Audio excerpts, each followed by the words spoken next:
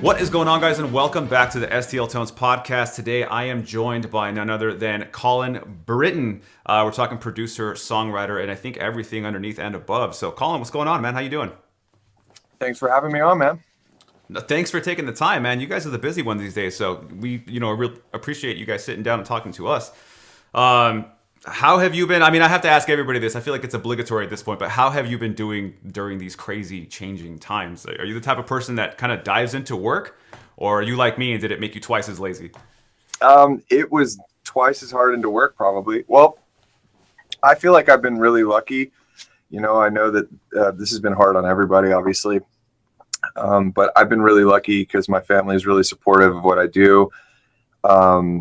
My wife, I have a new daughter, so that's been interesting. Congratulations. Because I got to, thanks, but I've been able to we built a studio in my house in Los Angeles, like outside of my house. So that's kind of the first thing that we did when the pandemic hit was I was at another studio and we were working on this one, but I basically just kind of like hit the light speed button on the construction and I was just like, let's go, let's finish it. So we finished it. And so within a couple months, I moved over here and I've been able to like stay on my property in LA. And it's been like, it's private. And so like, there's not people walking through all the time. So it was a lot safer for artists to come. So I've been actually pretty busy and I'm really lucky for that. And I know a lot of my friends are as well pretty busy because a lot of touring artists aren't touring anymore. So they're just like, let's make some music. So, as safely as we can do that, we've been doing that this year. Awesome. So did you find yourself just being able to stay home and have more people come to you, or were you at any point being sent out to go produce somewhere else or having to go and kind of travel? I've stayed in LA pretty much the whole time, actually the entire time. And so it's limited, like the amount of like random traffic that I get through here. Like normal times there's meetings all the time. There's people rolling through that I've never met before that come through that and all of that sort of came to a halt. But the bands like Papa Roach, for example, I'm finishing up their album. We started in September or something like that, working on their late August, working on that album. We're just now wrapping that up. So, records have been taking longer to make because the time frame has been stretched out a little bit.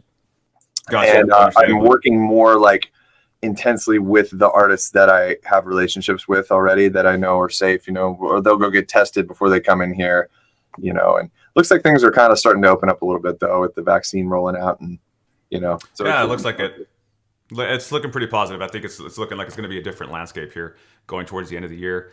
We'll get into, and obviously we're here to promote some really cool stuff that you have coming out with STL Tones very, very soon. And we'll get to that in a second. But one of the things this is a selfish thing, because A Day to Remember is one of my favorite bands and they have been for a long time. March 5th marked the release of their new record, and right underneath there is your name in bold letters as producer. So what was it like working with them? And essentially, what was it really like working with a band that's really been more known for that, hitting that mark between hardcore, like really metalcore and pop punk, essentially kind of melding into two. What was it like working with them? I mean, they're just some of the greatest guys that I know, and the energy with all of them, and Jeremy at the helm, he's really like the creative, like I'd say visionary as far as the songwriting and recording goes. They're just such a fun group of guys, and they've got just such a lighthearted attitude about everything, and they don't take themselves too seriously. And the funny thing is like, I wasn't a huge Day to Remember fan before I got into it. Not that I wasn't a Day to Remember fan. It was just that I wasn't like super familiar with like their entire catalog. And I told Jeremy that, and he was just like, perfect. You're the guy for me then, because I don't want somebody who does this stuff normally. I want to do something that's different. These are the songs. And he showed me this huge, Dropbox link full of demos that he had made with various different producers, a lot of them who I know, who are out here in LA or in New York or whatever. And just some really great songs. And they didn't really sound anything like, what I pictured A Day to Remember sounding like, cause like when the downfall of this all was like, kind of when I think of A Day to Remember, like that's the one that, So And so I was like kind of expecting that, and it was just like something completely different. And then the first day that he came through, because like it started like a lot of the albums I produced, it didn't start off them just calling me, be like, do you want to produce our whole album? It was like he was out here on a writing trip, and his A&R person, Steve-O Robertson, who's like a really good friend of mine. And he called me up and he said, "Hey, you want to do a session with the Dado?" And I was like, "Yeah, of course, you know." So he comes by, and the first thing Jeremy's like, he goes, "Okay, I know what you're thinking. I don't want to do what you're thinking. Like what you think that I want to do, I don't want to do that." And so I was like, "Okay, cool." So I was like, "Well, I have this other idea that is kind of started. It's like a guitar heavy, like Post Malone riff that I started on a piano." And he was like, "I love that." And I was like, "Oh shit, okay." And then one thing turned into another, and then we did a bunch of those, and then I flew to Florida, and then we just hit it off with the rest of the guys, and it became this thing. So it's like an ever evolving door of just me in and out, kind of getting to know the guys and everything, and dating for a while, if you will, before they asked me to do the full record. And so, you know, this record came out, and I know that there was a lot of like loud metalheads that were really angry about it, it not being like, you know, chuggy breakdown stuff, a lot of that. But there's a fair dose of that on there actually. But yeah, I listened to a lot of it. You know, it's a really deep record as far as like the creative, the soundscapes go. Jeremy was really adamant about breaking out and doing what Bring Me kind of has done in their own way. Like Bring Me Horizon sort of did the same idea where they broke out of that metalcore lane and started doing more pop music. And they're the biggest band in the world right now, just about, you know what I mean? So like, I think Jeremy was like, you know, we've done that. We know how to do that. This is part of our sound. We're not abandoning that. We just want to expand our horizons to, you know, do our version of what's next for me creatively. And that's what we did on this record. And we went full bore into it. And I think that a lot of people got caught off guard by it. And I was just like, you know what, that's fine. You guys can blame me, you know. Like, I don't need the affirmation from everybody, you know? Yeah, so I think it might have, if it took, yeah, exactly. That way we can just blame it on you, and much easier than blaming it on the band that we love so much. But I legitimately tell bands when I go in, the same thing with All Time Low a couple years ago. I remember just like, guys, if you want like the straight ahead thing that you're known for, you should just go do what that is. But I was like, if you come to me, like I'm a weirdo. Like I think about things in a different way, and sometimes it works, sometimes it doesn't. But I'm going to give you like the off the wall suggestion to try to push everybody out of their comfort zone, and then see where we end up. And a lot of bands that doesn't work for, and I tell every band that, by the way. But like a lot of bands that doesn't work for, but you know, I've been fortunate enough to in my career to have been associated with some really talented artists who've been able to take what few suggestions I have and be able to take them in their own way and make something completely different that's challenging for their audience. And that's really what we're seeing with The Day to Remember, I think, is like a lot of people like it, but then there's a lot of people who are hating it. And so it's very polarizing for people, which is fun for me. I like that. A little bit of controversy never hurt any record as far as I can remember. Yeah. So, all right, but which is awesome, by the way. I love hearing that story out. Like I said, I'm a huge Day to Remember fan, so that's really, really cool that I get to talk to somebody now that's involved in that. But moving on to this preset pack that you have coming out, explain that to me. How'd that go? What kind of tones can we expect from that? Sonny True Love hit me up about, man, this has been like, seriously, this has been an ongoing like relationship between me and Sonny and now James over there at STL for like, I'd say the better part of 18 months, year and a half, almost 2 years now. When he first reached out to me, I was just like, yes, I would love to do this, but if I'm going to do it, I want to make sure that it's like really, really fucking good. Right. You know, like all the way. Can I say fucking on here? I don't even know. Yep. Probably not. All right. No, you're good. So I wanted it to be really good, and I wanted it to be something different because I've been using the STL Tone Hub thing for, you know, over 2 years. My friend Zach Cervini's got a pack out that was out last year, and I personally think that it's the best guitar plugin that's on the market right now. And I noticed that a lot of their preset pack, and it's very useful for me. I use it literally all the time. In fact, the Day to Remember song, Viva La Mexico, if you listen to that record, the chorus heavy guitar tones are, I think half of them are STL Tone Hub tones. Oh, wow. Yeah. That's really cool. Yeah, because we were recording in their dressing room on tour, and we had already made the record, but we were doing some touch-ups, and Neil was like, man, this, you know, wish this guitar tone could sound a little different. It's a little honky right now. I was like, all right, well, what about, we didn't have amps. We were in a dressing room. So I was like, well, what about this thing? They were like, that's dope. And so, you know, it's super useful. So I wanted to make sure that it was something that like really could be different. That's not the same as all the other presets that are in there right now. I wanted to have really a unique thing. And so it took a while because I don't really have a lot of time to just sit down and mess with guitar tones. It's always, I'm working on a project for an artist. So it took me a long time to finally like be able to go through all my albums and pick the right ones and, you know, send them over and get that worked out. But they did such an amazing job. It's like the technology, whatever you guys are using over there, is just some magic sauce. I don't know. I wish it had something to do with me and I could take any credit whatsoever with what they're doing over there. But I agree with you; it's absolutely amazing. I get to. No, you can take credit for it, and I would not know the difference. Unfortunately, everybody watching is going to know for a fact that I don't, because I make all the actual tone videos for it, and so I'll sit down here with a guitar and just kind of make a video playing stuff like, and then it gets released with it the day it comes out, so people have an idea of how to use it. And yeah, when they listen to me talk for like at least like 10, 12 minutes, they know I'm not the guy actually doing the signal processing. Gotcha, okay. For sure. but yeah, I agree with you 100%, man. And I think there's this big I'm glad you said that about it being part, you know, on the album, because there's a little bit of a misconception out there that these are being made by artists and being made by producers like you, but they're not actually being used on albums. They're just for people who want to make demos at home, and you guys are using real amps and huge studios and multi-million dollar worth of equipment to come up with stuff like that. And the reality is, I've talked to a lot of people, and they're like, "No, it's on the album. It's there. We actually use it, when it's needed, and it's why not needed sometimes because it's studio. It's good. It's that it's good. Really good stuff. That's really what it is. It's that good. It's there's like this whole conversation about like digital versus analog. Right. And I think that there's a place for both of those things, and there is something to be said about like recording something in and it hitting your converters and like hearing that back. But I'm just not sure if that really matters enough to like have it, like we've put up, I mean, my engineer the other day, he was like, you got to check this out. So I used one of those tones off of this band called Teenage Bead Distortion. I was like, how are we going to, I don't know how this is going to work.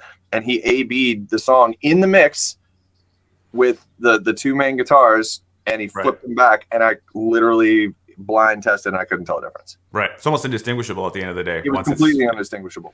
Right. So I was just like, well, shit. I mean, they've done it. They actually have done it. So right. Yeah, I had a giant smile on my face when I was trying it out for the first time. Yeah. I bet it does that. I've seen it, and it happens to a lot of people when they first start listening to it and they start playing through it. They kind of look over and they're like, what? Like, is that actually happening right now? Is this a plugin? Because I don't know if you remember when plugins actually came out. We had like Amplitude, I think, in the very beginning, and there was another one. I can't remember what it was. It was some weird Guitar name. Rig. Yeah, well, Guitar Rig was there. Guitar Rig was actually one of the ones that was getting better first. And, yeah, I agree. But I remember when Amplitude was there, and it was all that we had, and so it sounded like garbage. But I remember when I had it though, I thought it sounded amazing, which is funny because if you actually look at tone that like me growing up as a metal guitar player, rock guitar player back then, I thought it sounded like money, dude. I was like, oh, this is so good. This sounds awesome. And now I listen back to it, like I'll listen to tone that I like a year ago, and I'll be like, God, that was such garbage tone. What was I thinking? Yeah. But yeah, we've come such a long way to the point to you just can't even tell the difference anymore. When you plug in, you play, the response is almost exactly the same. Yep. So we're getting pretty darn good.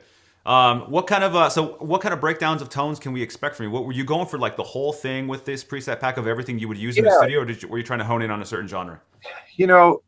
I think I was trying to get, like, Will Putney was actually the one who called me about this first. He introduced me to Sonny, and it was while we were working together on A Day to Remember. He produced a song called Last Chance to Dance, and it was like really heavy song. And I remember I'm a big fan of Will Putney. I think he's in his lane of what he does. I mean, he just won a Grammy, by the way. As am I. Yeah, I'm a huge fan. It just what he does, he is literally the best that there is. Like, his tones are incredible. So I've always really admired his work. And he called me one day. He's like, dude, would you be interested in doing this preset pack thing? And I started scrolling through a lot of the presets, not his necessarily, but just like other people's presets and stuff. And I noticed that there was a lot of like one thing. Hmm. There's a fair bit of diversity I know that you guys have now, but there was a lot of like, metalcore stuff, a lot of like 5150 stuff.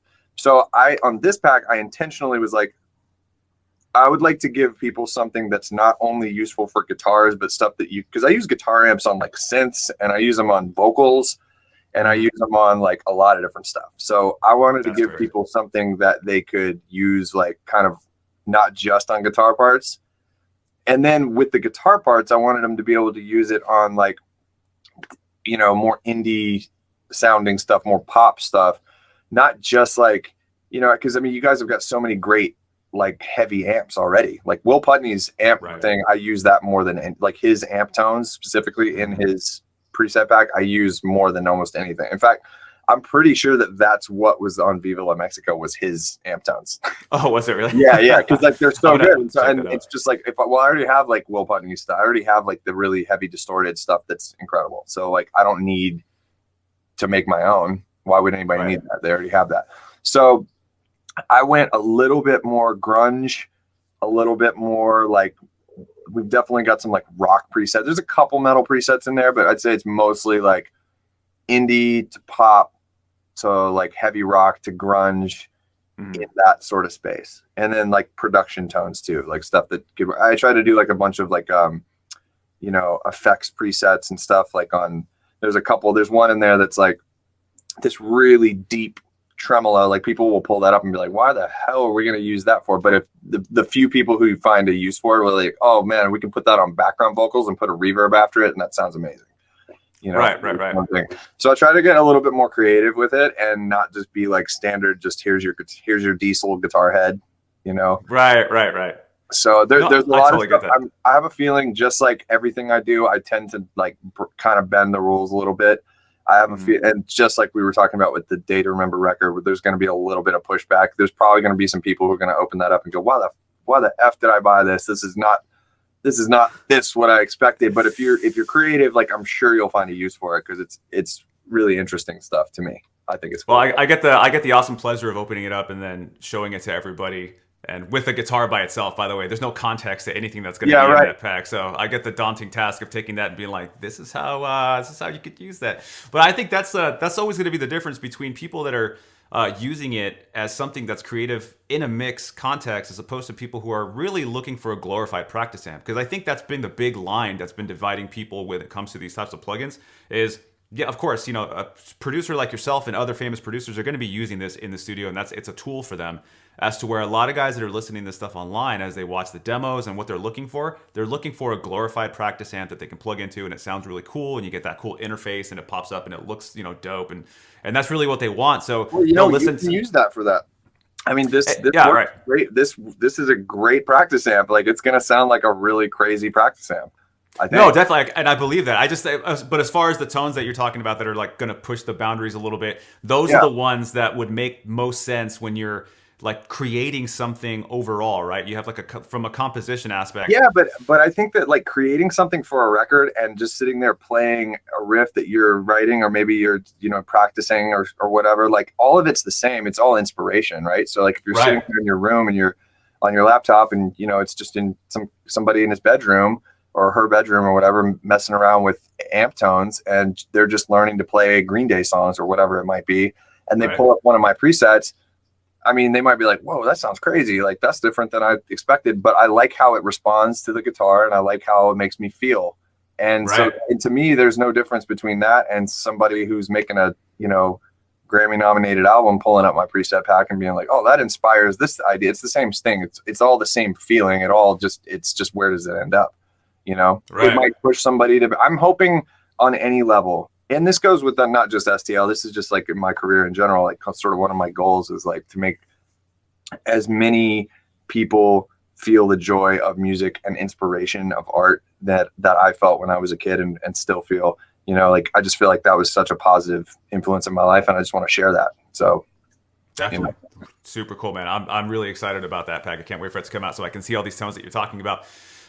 When you're approaching something, let's say you're just sitting in a room and I'm going to write a song, right? You're not working for a band. You're just going to make just a song. okay. Where do you approach this from? Do you approach this like guitar minded vocals? Is that what like where do you really run into the gate first? I mean, like, I can just show you. I Sure. guess I guess it's like, I saw John Mayer do something like this one time and it was really interesting. And this is kind of how it works. You pick up whatever instrument compels you to pick it up, and then you find a chord. I feel like this chord today. There's a TV on the wall. It's black and there's nothing going out of it into my mind. I don't know what to sing about, just like the TV on the wall. You just singing some shit, and if Right. and it's like a sort of form of meditation.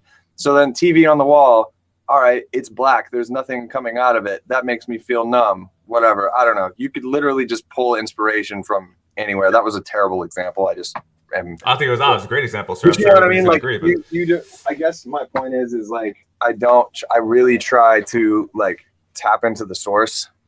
John uh-huh. Mayer said it's like a Ouija board, and it's kind of what it is. It's like meditating. If you just like, if there's not an artist in here who's got a preconceived like thing that they want to write about, and you're just trying to find something to write about, and there's no starting point. Hmm. Literally, it's just I'm a melodies guy. I'm not always like the best lyrical concept person because I've you know limit my brain. That's not saying that I don't do that, but because I've had a lot of concepts that I've thought of actually, like that song "Looks Like Hell" on a Day to Remember album. That was one that I thought of because I walked outside one day and I saw the fires were burning here in LA, and the sun was like this little bead coming through this like apocalyptic looking. And I was like, Right. it looks Yeah. like hell out here. And then I brought that up to Jeremy, and he's like, that's a great song title. Like, we should do that. So lyrics aren't always my first thing that I think about, but melodies and like chords and structures and stuff like that. I literally just pick up a guitar or piano or drums even sometimes and just like hear it, and Mhm. you just don't think about it, and all of a sudden it just kind of pours in. And the more you do that, the easier that sort of comes. You know what I mean? Right. Right. So that's the best way I can explain it. Cool. No, definitely, man. That's so obviously you've worked with a lot of really cool people. Where were you along your career when you kind of looked around and you're like, oh man, like I'm here. Like this is I'm actually doing this right now. Like what did you ever have that moment? Were you ever in the room with just like a certain person and you were like, this is I'm actually doing this? Like, I mean, I've had a ton of those moments like throughout my career. mhm. Um, and it was before, honestly, like before I'd even started like producing at any kind of level, really. My band, we got a record deal. I remember that was crazy. Going to LA for the first time, going to Europe for the first time, going to like, planning like Warp Tour back in 2012. Right. Um, yeah, it it's all been a blur for me. Like it seems Right. like it's taken forever, and also like it's happened in a flash. And I know that's how it goes. So there's probably like the coolest moment of my career was so far, or at least not even the coolest moment, but like one of the standout moments was this band One OK Rock, who I work with, who I've worked with on a bunch of records.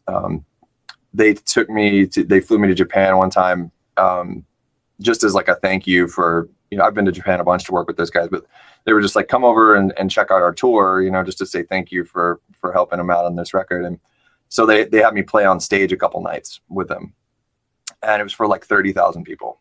And that was wild. That was probably the That's wildest gotta thing be I've ever done. crazy. It was just like, I've never experienced that level of like, because it's like you play, you do all this music and you put it out, and it's like you give your entire physical body and soul into this art form, and you really pay for it physically. My back hurts, whatever. Like it's not Yeah. healthy. And then you see the energy coming back at you for the songs you wrote. And it comes back at you in full, like in 20,000 of them just like screaming at you, and it's just like, fuck, like this is crazy. So that's like little bits like that are really important for me to, I think, keep going. And that's why a lot of times I'll go, out on tour with bands that I'm producing or working with, like A Day to Remember, like Papa Roach, for example. Like I go out and join them on the road for a little bit, and write songs and stuff. And it's just get to see the show, get to see the reaction, and get to see fans like really physically engaging with the music that you've conceived is, I think, important. for me. That's You know? that's really cool. That's really cool to be able to participate in the experience of not only producing the record and being in the room and kind of, obviously being part of that process, but being able to go out and like the band members would experience what it's like watching everybody receive that vibe that you Yeah, put down. That's really yeah, and I cool. mean, I'd even imagine if you're most people not don't. on, yeah, it's like even if you're not like playing on stage, like if you're just standing on the side of the stage and you know watching these people crowd surf and just like totally lose their minds to this music, and you're like, oh, I had a part of this, and this is what I'm here for. So It's let you really know cool to you're see on the that. right. Go ahead. I Say it just again. let you know you're on the right track. That's all. Yeah. No, exactly, yeah, and I think it's interesting to see that different take on that because you see somebody like Will Putney who has Fit for an Autopsy, which is an amazing like metal band. I'm like obsessed with that band, but they go out on tour and they got another guitar player because Will Putney stays back and he Right. doesn't. You know what I mean? So and Yeah. then you have you who's not in the band, but you're like, yep, I'm coming too. I don't blame Will Putney for that. I mean, I toured for a long time and in on small tours with my band, before I moved to LA, and it's a grind. So I have a band that I started with my friend Elijah called American Teeth, Mhm. and we just signed with Fearless last year, and Awesome. so I'll play shows with him from time to time. It's just the two of us. Like I'll do all the Okay. music and he does all the vocals, and it's like we kind of, it's just a duo. So we've got a really great drummer, and I've played like a couple shows with them, but like when it comes to tour time, like actually going on the road for months at a time, like I probably won't be doing that. We'll probably have to hire somebody so I don't blame Will for that. The studio is where I'm the most useful, I think. Gotcha. No. Gotcha. Throughout your career, obviously, just like any other musician, whether you play guitar, whether you sing, or you're just a songwriter, you tend to start doing those things differently as you get older. You have a different view of the world. Kids come into play. Marriage, things like that will always start changing how you just, I guess, essentially emotionally perceive everything. Have you found that you produce differently now as opposed to when you started your career? Has it really turned into something different, or do you just keep the same approach? I mean, I think it's everybody approaches stuff differently as you grow. Like I wouldn't say that there's any like one thing that's really changed how. I mean, I haven't like I wouldn't say like having a family or like having getting married or anything like that or having my daughter has really changed anything creatively for me on how I approach bands. I mean, other than to say I've been, as I've done this more and more, it's just like developing relationships. I'm probably easier to I read people easier, and I can kind of pick up on what they are expecting maybe a little bit easier.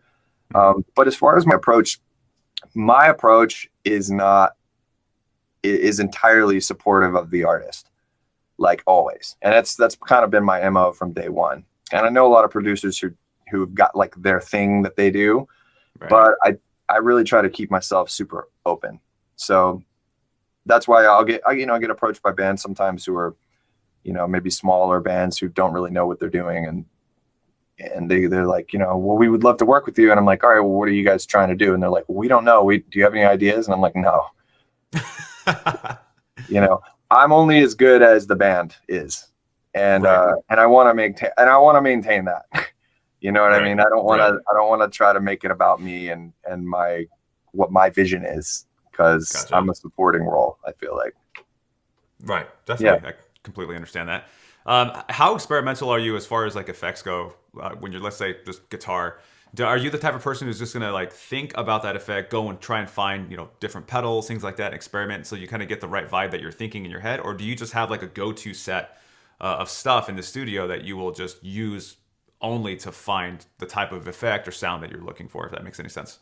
Yeah, it does. I don't I mean, I think like it depends on like the project. So like if you have a whole album. So like we could keep talking about Day to Remember. We go back to that one. That one was so eclectic and so like full of shit. There's just different kinds of shit everywhere. So like there Right. wasn't really like because there wasn't any we crossed so many genres. There wasn't like one specific thing that worked the entire record most Mhm. of the time. So there's a lot of different experimentation. You know, I tend to, like, as I'm recording an album or like a set of songs, figure out maybe what sort of, all right, well, this amp sounds really good for this one kind of thing with this pedal. We know that this works with this guitar combo. So you just keep that in the back of your mind. And like, but as far as like effects go, you know, I'm pretty wide open with that stuff. Now I do have stuff that I think that, like, if I have a particular reverb, like this thing called the Ghost Echo, which I'm sure you've heard of, it's like Right. the the Ghost Echo is like one of my with through Earthquaker devices. It's like one of my favorite reverb pedals. So I use that a lot. So I have things that I like to use a lot, but we get pretty weird up in here. Like there's no rules. You know, somebody brings in an Right. extra pedal, we're like, let's go. You know, and sometimes we'll just have I call them Toys R Us days, and we just walk down to the Bass Exchange, the Amp Shop Bass Exchange down here in North Hollywood, and you know, we'll just like roll out a bunch of dough and just buy a shit ton of pedals, and we have no idea what they do. And then we just come and play with it, you know, play with it, and then we just return the ones that we don't like, you know. Oh, So, okay. but what we wind up keeping, you know, usually we wind up keeping, you know, 75% of the pedals that we get, just Oh, because okay. it's like, so it's cool to do stuff like that. I feel like, you know, for me, it's like inspiration. We keep getting inspiration. That's why I buy stuff. Like I feel like it's just, oh man, this one little pedal might be good for this one part of one song, Right. and then it becomes like a thing that we remember and we talk about. You know. Yeah, see, and I'm really glad that people like you exist, and I'm sure if there's any guitar players like me, they're glad too, because like I'm a complete meathead. Like I am like, does it chug? You know what I mean? Like other than that, I'm like, I don't know. Like, does it say reverb on there? Push that button.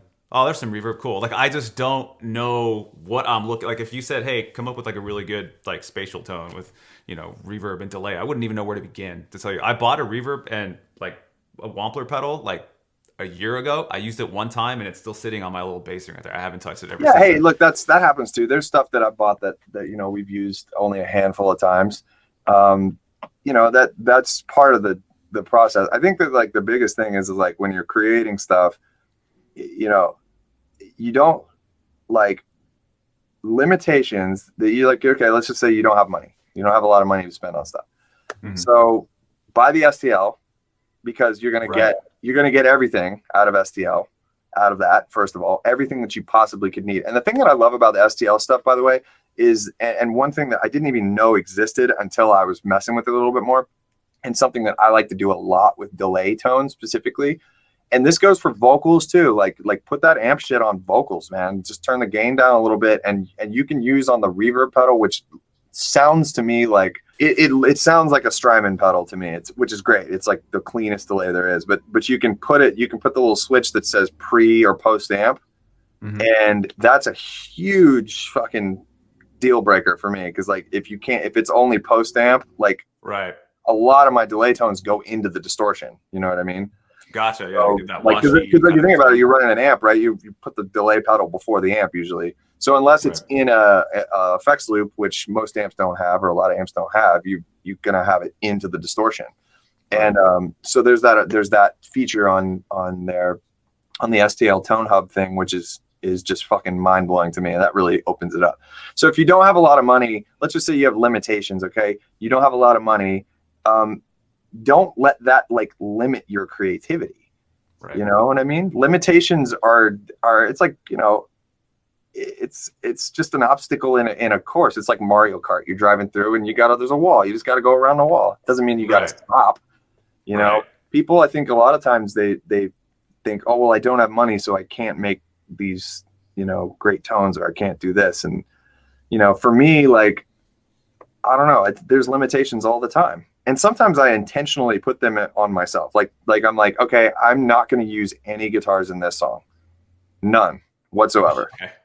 You know what I mean? Like, Right. Right. let's do that and see where that gets us. Oh shit, this would be, and then what that does is it shakes it up for me. It's like, well, I usually reach for a guitar for this kind of energy, so we're not doing that today. So how can I get the same energy with something else? And that's again where this STL Tone Hub thing can really come into play. You can put that shit on a synth or a vocal chop or some shit like that, and it'll Hmm. do the same thing that a guitar is doing. It's in the same frequency space. It's just not an actual guitar, you know? Right. Right.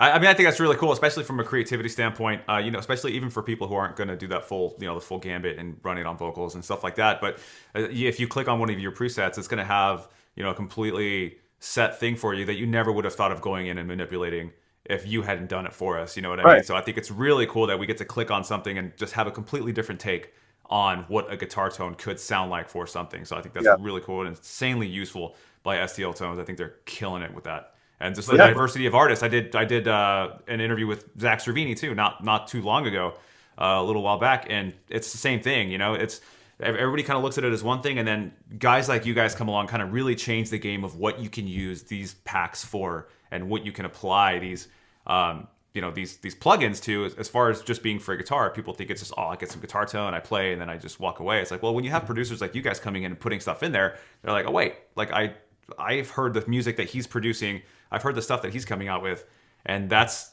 so. And if he's making a preset pack, what can I do with this preset pack? Obviously, the limitations are endless, really. You know what I mean? I think the thing that's cool about preset packs is that, because I've heard producers be like, "Oh, I don't use presets," and I'm just like, "Well, then you probably waste a tremendous amount of time, or you don't put out a lot of music because you're too busy tweaking knobs and stuff." And you know, no shade on any of those guys. It's like I respect people who like have to do everything from scratch, but to me, it does not matter to me if it's a preset or not. I don't give a damn. It doesn't matter. Like Saxavini's got a preset in his thing. I think it's called Never Anywhere or something like that. I think it's like a Nothing Nowhere preset, but it's just a clean amp with like a quarter note triplet delay on it. That's it. There's nothing else to it. But that thing, for some reason, just works for me a lot of times. And so I'll just pull that up if I need like a clean, like U2 sort of guitar tone, and I don't want to have to set the delay, because, you know, when you're creating stuff, especially if there's an artist in the room, time is a huge, I mean, it's a real thing. Like time is is serious. That's one of the limitations that you really do have to work with. And artists are typically very impatient, by nature. And so, you know, you've got to keep momentum going, or else you lose their attention and therefore lose the creativity, which means that you could lose the song at the end of the day. So you got to keep going. And that's what I think is really special about it, STL Tones, is you can just, like, you know, all right, I've got a synth part, or I got a guitar part that I really need this. I have this cool idea. So like whatever gets me to that idea faster is by far more important than, like, you know, whether or not I created it myself and had time to plug in stuff and do all that. So it's really like changed my songwriting game, as far as just being able to, like, oh, I have this idea, boom, and then it's done. And as long as it takes me to play the song, that's how long it takes for the idea to get onto Cubase. You know what I mean? Nice. So it's great. Nice, man. What a time to be alive as a guitar player. It's endless. And people like you guys are just coming in and just killing the game for us and giving us, just opening our eyes to so much more. Dude, I'm going to let you go and enjoy the rest of your day. It's a really nice day out here in SoCal, finally. So It is, I know. I'm sure you're looking forward to getting outside there. Thank you so much for taking the time and joining us, man. This is awesome. Man. Really looking forward for those tones to come out. For all of you guys watching or listening, those tones will be out soon, so keep an eye out for that. It sounds like it's going to be really creative, really amazing. So it's something that's going to be really useful for everyone. So thank you guys for joining us. Thank you so much for joining me, sir. And I will see all of you guys on the next one.